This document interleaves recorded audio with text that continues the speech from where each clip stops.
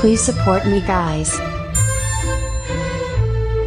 दिल पतरा के जतरा बना लाना, मोरे राजा तनी खतरा उठा लाना।